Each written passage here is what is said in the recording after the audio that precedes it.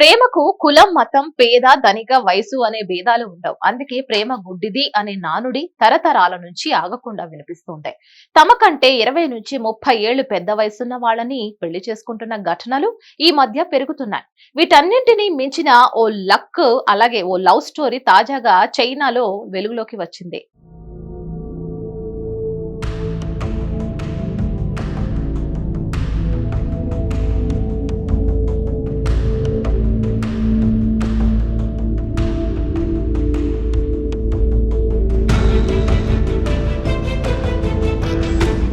చైనాలోని Hebei province లో వృద్ధాశ్రమంలో వాలంటీర్ గా పనిచేస్తున్న 23 ఏళ్ల యువతికి 80 ఏళ్ల వృద్ధుడికి మధ్య స్నేహం ఏర్పడింది. ఇద్దరి మనసులు కలిశాయి. వారిద్దరూ ఉన్న స్నేహం కాస్త ప్రేమగా మారింది.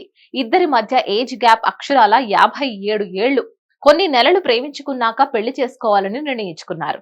ఈ విషయం అమ్మాయి కుటుంబంలో వారికి తెలిసింది. అమ్మాయి వాళ్ళ ఇంట్లో పెళ్లికి ససేమిరా ఒప్పుకోలేదు. తాత వయసులో ఉన్న వ్యక్తిని పెళ్లి చేసుకుంటావా అంటూ అమ్మాయిపై సీరియస్ అయ్యారు.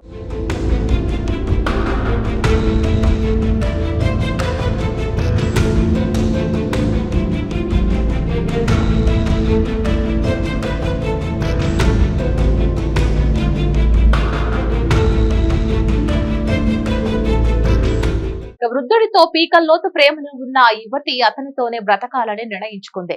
పెళ్లి కోసం తల్లిదండ్రులే వద్దనుకుంది. ఇంట్లో నుంచి పారిపోయి వచ్చి వృద్ధుడిని పెళ్లి చేసుకుంది.